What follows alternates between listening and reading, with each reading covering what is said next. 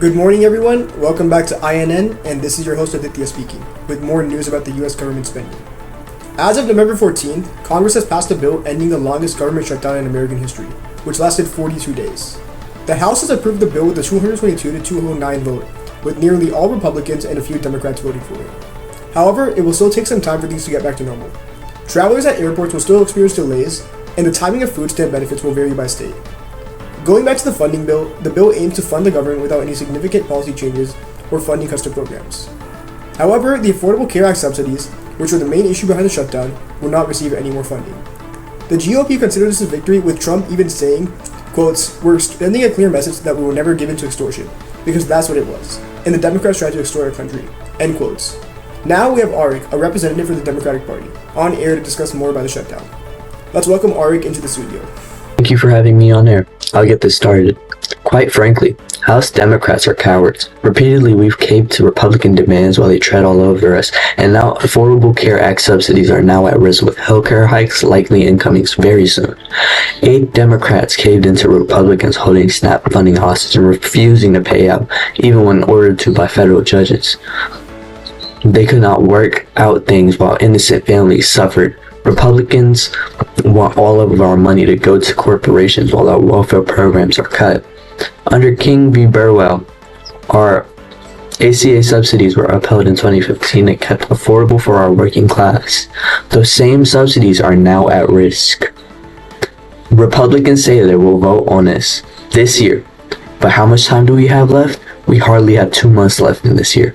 It's November right now. It's December soon. That's hardly enough time for insurance companies to get this plan, put it into action. If we can pay millions to corporations, we can afford to feed and support our less fortunate. While we're at it, we should talk about educational changes too. Under Brown v. Board of Education, every student has the equal rights to education.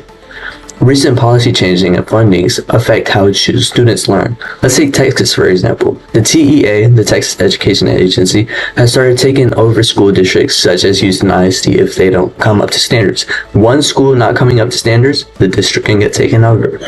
They have changed their curriculum forcefully, and these curriculums pay into the pockets of TEA officials and have to abide by TEA standards. So how can we provide equal rights to students when our public schools are underfunded and provide unequal education to something such as a private school? I certainly hope our party takes the right steps to move forward and start standing up for our people. That is all I have to say. Thank you. Thank you for your time, Arik, and now let's see what the Republican Party has to say. Welcome to the studio, Shubhan. Look, every American is relieved that the government is back open. Nobody on my side of the aisle takes joy in the shutdown. But we have to be honest about why we got here. The shutdown was a symptom of a broken process in Washington. For too long, Congress has operated on autopilot, passing massive omnibus bills that act like blank checks. And here's the constitutional problem. Ever since the Supreme Court ruled in Clinton versus the City of New York in 1998 that the line item veto is unconstitutional, the president can't cross out specific waste. He has to sign the whole bill or veto the whole bill. So leadership plays a dirty political game. They take something essential like pay for our troops or disaster relief and they handcuff it to billions in waste.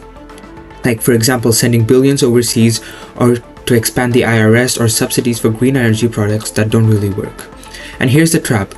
If I or any of my fellow colleagues vote no because we want to stop that waste, they run to the camera and claim this person voted against helping people affected by the hurricane or against our troops. It is dishonest and it's bankrupting our country. The shutdown is over, but the debt crisis isn't. Inflation is still crushing families at the grocery store. So my message is simple. We need to return to regular order. We need to break these bills up so we can support our military without rubber stamping a woke bureaucracy.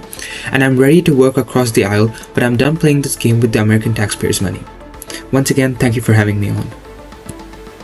Good evening. This is Kingsley reporting live from Dallas Fort International Airport with breaking news about government spending. As of November 12, Congress has officially ended the 43-day-long government shutdown, the longest recorded government shutdown in history of the United States, with a passing narrow bill of 222 to 209 votes. While government is back open now, the effects are still being felt here at the airport. TSA agents and air traffic controllers are returning to work with many missed paychecks, and travelers are still expected to face delays.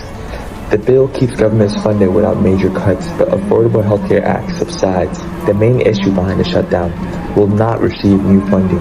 Republicans are calling this a victory, but President Trump is saying Democrats tried to extort our country. Democrats, however, argue that families who rely on food stamps and affordable health care were vulnerable during the standoff. So, the shutdown may be over, but the debate over government spending is far from settled.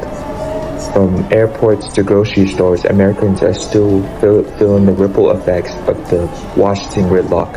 Stay tuned to hear from both parties what this means moving forward.